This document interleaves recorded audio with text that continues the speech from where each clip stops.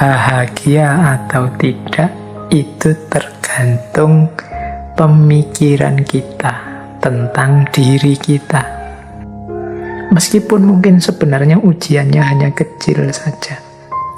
Sebaliknya, orang yang ujiannya sangat berat, aku masih tetap harus bersyukur pada Allah. Oh, itu pun dia masih orang yang bahagia.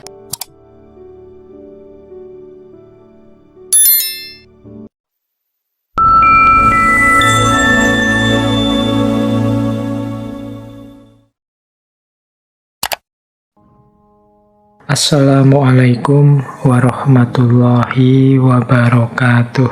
Bismillahirrahmanirrahim. Kesederhanaan.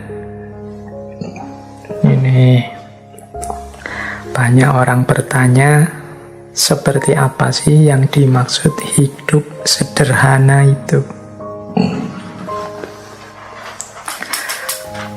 Kita sering mengasosiasikan sederhana itu sesuatu yang sedikit atau sesuatu yang tidak banyak, sehingga kata-kata sederhana itu rasanya kok ya dekat dengan kemiskinan atau kekurangan. Itu konotasi kita selama ini, padahal tidak begitu. Jadi kalau Seneca mendefinisikan kesederhanaan itu lebih, kalau pakai bahasa agama itu sifat qanaah.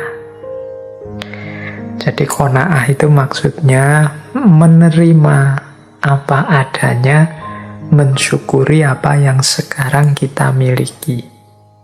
Jadi rumusnya itu sebenarnya kuncinya. Kata Seneca begini: apabila Anda merasa belum puas dengan apa yang Anda miliki sekarang, maka Anda tidak akan merasa puas, walaupun dunia seluruhnya menjadi milik Anda. Jadi apabila engkau tidak merasa puas dengan yang engkau miliki sekarang, maka engkau pun tidak akan puas, meskipun seluruh dunia menjadi milikmu. Hidup yang bahagia adalah hidup yang sederhana. Berarti hidup yang ikhlas, rela, puas dengan apapun yang kita miliki sekarang. Inilah hakikatnya orang yang kaya. Kaya itu kan berarti orang yang bisa memenuhi semua yang dia butuhkan.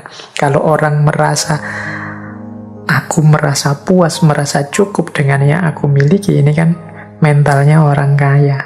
Dia merasa bisa memenuhi semua kebutuhannya. Aku merasa cukup dengan yang aku miliki saat ini. Sementara orang yang tidak puas dengan apa yang dia miliki, bahkan meskipun yang dia miliki berlebih dan sangat banyak, tapi kok merasa kurang saja, ini hakikatnya orang yang bermental miskin. Itulah sejatinya hidup miskin. Berarti kesederhanaan itu ekuivalen itu maksudnya setara, sama dengan kekayaan. Dalam arti mental kaya. Mental kaya dalam arti merasa cukup, merasa puas dengan apa yang aku miliki saat ini. Sementara tidak sederhana itu ekuivalen dengan kemiskinan atau mental miskin. Selalu merasa kurang, selalu merasa tidak cukup, tidak puas dengan yang dimiliki saat ini. Jadi ternyata mari kita hidup sederhana, itu dalam definisi ini itu sebagaimana mari kita hidup yang kaya. Maksudnya, mari kita puas, merasa cukup, merasa mampu dengan apa yang kita miliki sekarang. Nah, itu namanya hidup yang kaya. Jadi, boleh saja kita masih belum punya mobil, boleh saja motor kita masih motor tua yang masih mogokan, yang tiap bulan sekali harus servis, yang harus selalu keluar uang banyak untuk servis macam-macam, tapi kita puas, kita merasa wah, hidup saya itu sudah cukup, apa-apa saya punya, yang saya inginkan terpenuhi semua. Nah, kita bahagia dengan itu, berarti kita punya mental kaya. Itulah hidup sederhana. Jadi kesederhanaan itu sebenarnya. Jadi bukan sesuatu yang kesannya kan seperti serba kekurangan. Kita membayangkan sederhana itu di limit paling bawah, paling minimal. Sebenarnya ya kesederhanaan itu menunjukkan orang yang bermental kaya karena dia merasa puas dan cukup dengan yang dimiliki saat ini. Kata Seneca selanjutnya, tidak ada yang lebih terhormat dibandingkan hati yang penuh rasa syukur. Jadi orang yang senantiasa mensyukuri anugerah apapun yang dia dapat dari Tuhan dalam hidupnya, sekecil apapun atau sebanyak apapun, sangat berkualitas atau biasa-biasa saja, semuanya dia syukuri. Inilah orang yang layak kita hormati, karena dia mentalnya orang kaya, orang yang senantiasa puas dalam hidupnya. Dialah orang yang terhormat. Tapi orang yang senantiasa tidak puas, senantiasa mengeluh, senantiasa menuntut, seolah-olah hidupnya isinya hanya keruwetan-keruwetan, kesulitan-kesulitan saja, menutup sebelah mata terhadap aneka anugerah Allah padanya. Ini menunjukkan orang ini mentalnya masih mental miskin. Jadi kalau pakai quotes-nya Seneca tadi, yang bersyukur tadi loh yang harus lebih kita hormati, karena dia lebih terhormat. Bahkan mungkin meskipun kepemilikannya sangat minimal, tapi dia senantiasa bersyukur. Yang sedikit itulah yang dia syukuri di hadapan Tuhan. Alhamdulillah, berarti kita puas dengan anugerahnya. Yang seperti ini yang layak dihormati. Itu dari quotes keduanya Seneca tadi. Tidak ada yang lebih terhormat dibandingkan hati yang penuh rasa syukur. Jadi rumus pertama kesederhanaan itu adalah puas dengan apa yang dimiliki. Yang kedua senantiasa bersyukur. Dan yang ketiga adalah sampai kita melanjutkan hidup tanpanya, kata Seneca, kita tidak sadar betapa sangat banyak hal yang tidak penting. Kita menggunakannya bukan karena kita membutuhkannya, namun karena kita memilikinya. Yang ketiga ini pelajaran bagi kita untuk cermat, untuk jeli, melihat bahwa sebenarnya ada sangat banyak hal yang kita miliki itu sebenarnya tidak penting. Jadi harusnya kita berbagi dengan yang lain. Ini ciri hidup sederhana selanjutnya. Jadi sadar apa saja yang tidak terlalu penting kemudian kita tinggalkan. Ya kita tinggalkan, mungkin berbagi dengan yang lain. Baju misalnya, ini contoh mudah ya. Coba teman-teman ditengok lemarinya itu. Ada berapa puluh baju kita. Terus berapa yang kita pakai efektif sebenarnya. Itu mungkin sebagian besar bisa jadi mungkin 75% baju yang kita punya itu sebenarnya jarang dipakai juga. Mungkin saatnya kita berbagi. Kita hanya dengan 25% yang kita miliki itu sebenarnya kita sudah bisa hidup nyaman. Baju contohnya, mungkin ada yang koleksi sepatu, macam-macam banyak hal dalam hidup kita sebenarnya. Tanpa itu pun kita masih bisa melanjutkan hidup loh. Tapi karena sudah terlanjur punya, rasanya terus kita butuh. Kalau bahasanya Seneca, kita menggunakannya bukan karena kita membutuhkannya, tapi karena kita memilikinya. Karena sudah punya, dipakai. Karena bajunya sak lemari penuh, bisa gonta-ganti terus-terusan, bahkan masih beli lagi. Jadi banyak barang kita yang seperti itu. Mungkin ada yang punya sepeda saja berapa, mungkin ada yang punya motor 3, mungkin ada yang punya HP 2 apa 3, mungkin ada yang wong 1 saja cukup, motor juga 1 juga cukup. Tapi rasa serakah, rasa ingin punya lebih, ini yang disebut tidak sederhana, membuat kita terus mengoleksi hal-hal yang harusnya tidak terlalu penting untuk hidup kita. Yuk, kalau sudah terlanjur berarti saatnya untuk berbagi. Berbagi itu mestinya ya ndak harus nunggu rusak dulu apa jelek dulu. Kalau bahasanya Al-Quran, kebaikan itu justru ketika kita berbagi hal-hal yang masih kita sukai, masih kita cintai. Berarti baju yang paling baik, yang paling kita senangi, kalau kita berbagi ke orang lain, itu sebenarnya itu pahalanya paling besar. Itulah kebaikan. Jadi yang ketiga ternyata rumusnya, mari kita jeli, hati-hati, tidak membeli, tidak mengoleksi, tidak mengumpulkan hal-hal yang tidak penting dalam hidup kita. Jadi kalau memang harus beli, ya kita beli yang memang kita butuh dan penting. Yang sudah punya tidak usah dikoleksi terus-terusan, karena manusia itu kan karakternya memang, kalau bahasanya Al-Quran, alhaakumut takasur, berlomba-lomba, berbanyak-banyakan, senengnya koleksi. Jadi kata Seneca, sampai kita melanjutkan hidup tanpanya, kita tidak sadar betapa sangat banyak hal tidak penting. Kita menggunakannya bukan karena kita membutuhkannya, namun karena kita terlanjur memilikinya. Nah, ini berarti saatnya bersih-bersih segala kemubaziran yang tidak perlu. Yuk kita biasakan berbagi. Rumus ketiga itu. Rumus keempat, untuk hidup yang sederhana, kata Seneca begini. Ini melengkapi yang ketiga sebenarnya.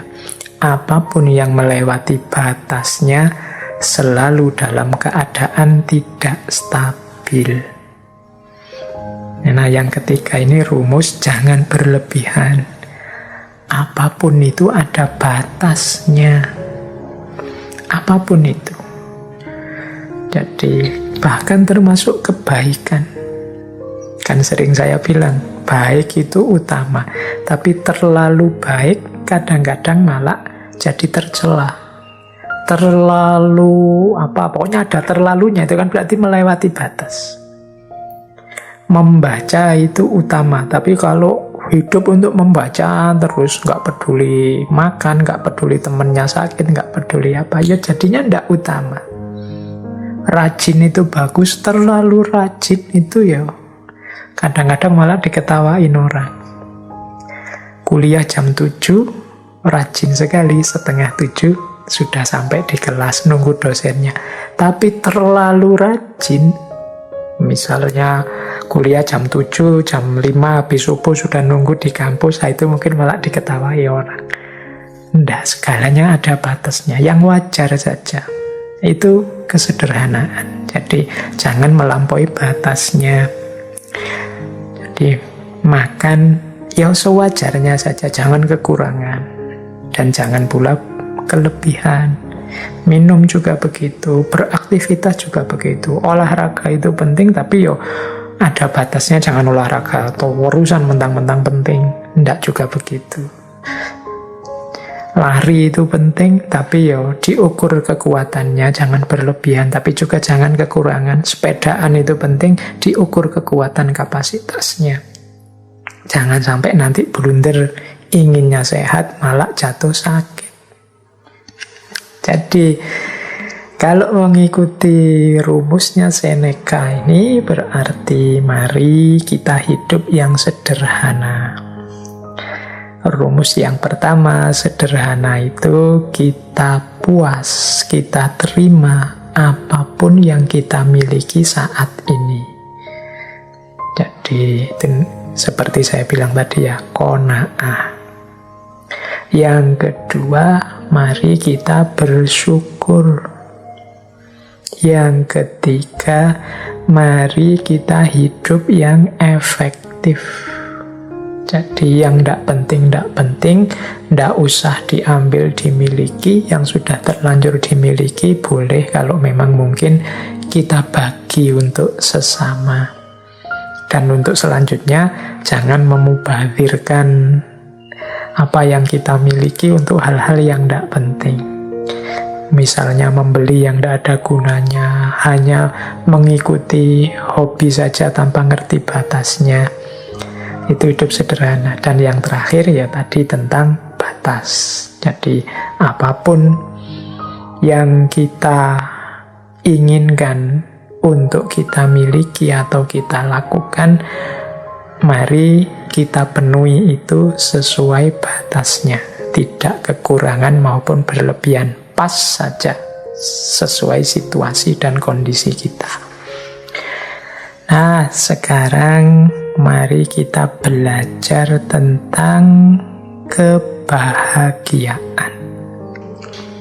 Baik, tentang kebahagiaan ada beberapa tips, beberapa kata-kata bijaksana dari Seneca.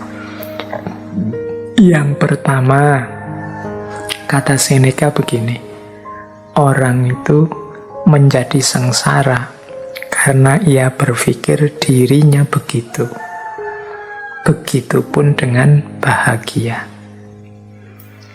Jadi, pertama, Seneca ingin mengingatkan pada kita, bahagia atau tidak itu tergantung pemikiran kita tentang diri kita. Kunci pertama itu sama sekali tidak ada hubungannya dengan hal-hal di luar diri kita. Kuncinya tentang anggapan kita, pikiran kita terhadap diri kita. Sepahit apapun situasi, separah apapun kondisi, kalau kita menganggap, aku masih bahagia kok, aku masih bersyukur dengan situasi seperti ini, aku ini masih tergolong orang yang beruntung loh, jadi aku harus tetap bersyukur dan bahagia. Loh, itu ya kita bahagia. Meskipun situasinya sebenarnya tidak terlalu sedih, tidak terlalu mengenaskan, meskipun hanya kesulitan kecil saja dalam hidup, tapi kalau kita merasa, wah, hidupku ini malang sekali, hidupku ini menyedihkan sekali, salahku apa kok Allah mengujiku seperti ini, ya jadilah kita orang yang tidak bahagia. Meskipun mungkin sebenarnya ujiannya hanya kecil saja. Sebaliknya, orang yang ujiannya sangat berat, tapi menganggap, aku masih bahagia. Masih banyak orang yang lebih malang dari aku, lebih sedih nasibnya dari aku. Aku masih tetap harus bersyukur pada Allah. Oh, itu pun dia masih orang yang bahagia. Jadi bahagia atau tidak itu tergantung anggapan kita, pikiran kita tentang diri kita. Tidak tergantung pada hal-hal di luar diri kita, apapun situasinya. Jadi bagi teman-teman yang ingin bahagia, ayo dimulai sekarang. Tidak usah nunggu nanti, tidak usah pakai disarati macam-macam. Saya akan bahagia Pak kalau lulus, saya akan bahagia Pak kalau... Loh, bahagia sekarang tidak nunggu lulus juga bisa kok. Alhamdulillah, skripsiku sudah memasuki tahap akhir. Meskipun prosesnya lama, masih banyak teman-teman yang tidak selesai-selesai, bahkan proposal saja belum. Yang belum proposal, alhamdulillah aku sudah mulai nggarap proposal sebentar lagi. Banyak teman-teman yang sampai kena DO tidak sempat nggarap skripsi. Yang DO mungkin ya alhamdulillah aku masih sempat merasakan seperti apa kuliah. Banyak loh saudara-saudara teman-teman kita yang sampai tuanya tidak tahu rasanya kuliah itu apa, sibuk dengan kesulitan hidupnya. Loh, ada sangat banyak alasan untuk kita bahagia, sebagaimana juga ada sangat banyak alasan kalau kita tidak mau bahagia. Tergantung kita milih yang mana. Yuk, mari kita tata cara berpikir kita, biar kita hidup secara bahagia. Kemudian ada rumus yang kedua, kata Seneca begini, kehidupan yang bahagia adalah yang sesuai dengan sifat alaminya. Jadi kebahagiaan itu akan muncul kalau kita ngerti kondisi harmonis seimbang alami dalam kehidupan kita. Ini nyambung dengan yang tadi ya, yang bagian kesederhanaan tadi, bahwa kita jangan berlebihan. Hiduplah di standar yang alami saja, sesuai sifat-sifatnya. Kalau bahasa tadi, sesuai divine reason-nya, sesuai sunnatullahnya. Yuk, kita kuatnya makan berapa, kuatnya tidur berapa persen kita harus tidur, berapa persen harus makan, berapa persen harus istirahat, berarti untuk belajar berapa, untuk ibadah berapa, standar saja, yang alami-alami saja. Makan yang menguntungkan untuk tubuh, caranya seperti apa, bahannya apa saja, gimana caranya agar tidak kekurangan atau berlebihan, itu standar-standar alami. Kalau kita bisa hidup dengan standar yang alami tadi, ya mudahnya tidak kekurangan, tidak berlebihan, insya Allah kita akan bahagia. Yang ketiga, kata Seneca begini, berbahagialah mereka yang dapat bertahan di saat menerima keberuntungan dan ketidakberuntungan. Jadi mental ketiga yang melahirkan kebahagiaan adalah penerimaan. Di antara sumber ketidakbahagiaan kita adalah kita tidak terima dengan situasi yang padahal sudah nyata kita hadapi. Kita tidak mau ngaku, kita tidak mau menerima bahwa oh iya, sekarang memang situasinya seperti ini. Oh iya, sekarang memang kondisinya begini. Mari kita terima dulu kenyataan hidup, kalau orang Jawa menyebut kasunyatan. Mari kita terima dulu apapun situasi yang memang sudah jelas kita hadapi. Ini akan membuat kita bahagia. Bahwa untuk selanjutnya, wah, saya harus mengubahnya jadi lebih baik, saya harus memperjuangkannya agar lebih berkualitas, monggo. Tapi pertama-tama, mari kita terima dulu apapun situasinya. Jadi, kalau bahasa psikologisnya, jangan denial, jangan menyangkal. Kalau memang faktanya sudah terjadi, bukti nyatanya sudah kelihatan, yuk kita terima. Biar tidak gelisah jiwa kita, tidak bingung. Jadi, apakah itu jenisnya keberuntungan atau ketidakberuntungan? Ini lebih kondusif untuk kebahagiaan hidup kita. Dibandingkan kalau kita menolak terus, kita curiga terus, kita membantah terus, tidak terima terus, itu secara psikologis tidak kondusif, membuat kita tidak bahagia. Akan lebih baik kalau kita terima. Pak, kalau kita dibohongi, akhirnya gimana, Pak? Ya enggak apa-apa, kita akui saja bahwa kita memang dibohongi. Besok semoga saya enggak dibohongi lagi, berarti saya harus belajar. Itu lebih membahagiakan daripada sejak awal kita curiga, terus curiga itu pasti enggak bahagia. Suudzon itu pasti tidak membahagiakan. Kemudian hasilnya memang dibohongi, terus marah-marah. Ini juga tidak membahagiakan. Diakui saja fakta, berarti aku ini kurang pinter, aku ini kurang jeli, aku ini ternyata yang aku anggap aku ini pinter, ternyata aku masih bisa dibohongi, berarti aku ini memang manusia yang lemah. Sejak saat ini aku akan belajar biar tidak dibohongi. Itu mungkin lebih kondusif untuk hidup kita dibandingkan kita menyangkal terus, denial terus terhadap fakta yang memang sudah nyata kita hadapi. Lebih menenteramkan. Ini untuk level individu ya, level psikologi kita masing-masing. Mungkin kalau nanti urusannya beda, mungkin level sosial atau politik atau ekonomi logikanya mungkin berbeda, tapi untuk kenyamanan kebahagiaan hidup kita, penting bagi kita untuk mengakui dan menerima situasi yang kita hadapi, baik bentuknya keberuntungan maupun ketidakberuntungan. Nah, yang keempat, ini ada rumus dari Seneca begini. Keberuntungan itu adalah apa yang terjadi saat persiapan bertemu kesempatan.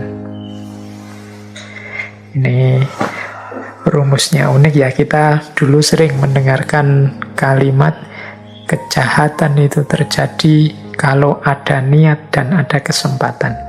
Ini kata Seneca bukan tentang kejahatan, tapi tentang keberuntungan hidup. Keberuntungan hidup itu akan terjadi kalau persiapan bertemu kesempatan. Jadi kalau kita ingin hidupnya beruntung dan bahagia, berarti apa? Ayo kita mempersiapkan diri. Sehingga ketika kesempatan datang, kita bisa memanfaatkannya untuk kepentingan kita.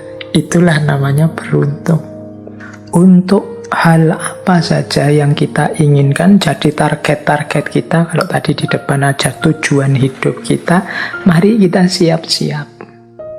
Jangan sampai kesempatannya datang, kita belum siap. Atau sebaliknya juga, persiapan kita sudah matang, kesempatannya tidak datang. Hanya saja kalau kesempatan kan kita tidak menguasai sendiri.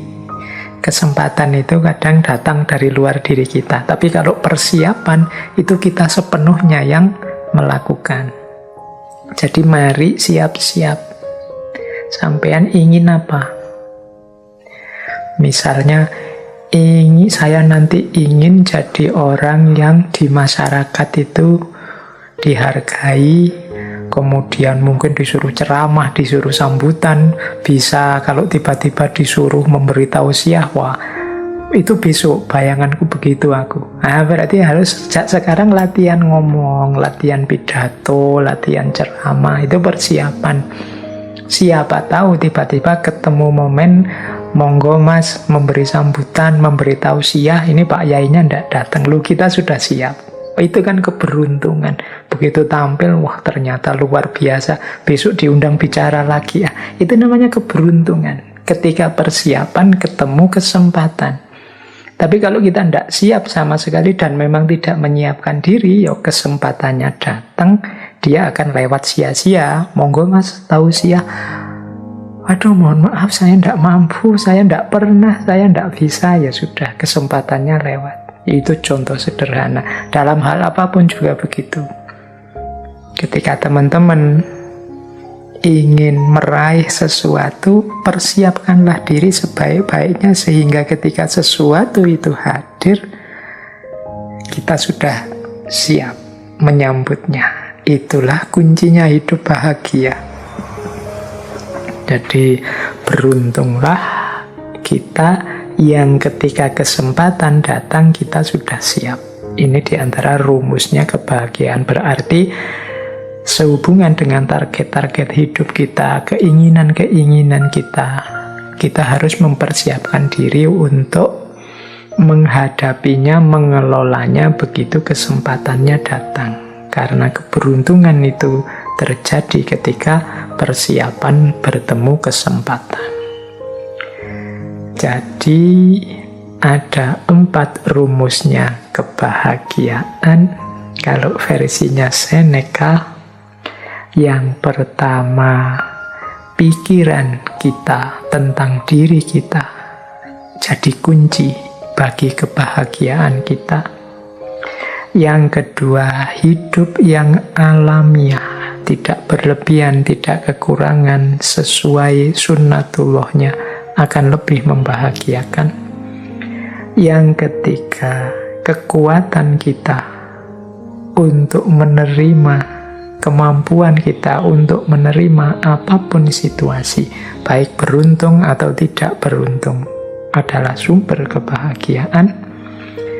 Dan yang keempat, kesiapan kita untuk mengelola, menghadapi kesempatan apapun yang datang. Jadi itu antara lain kuncinya kebahagiaan menurut Seneca.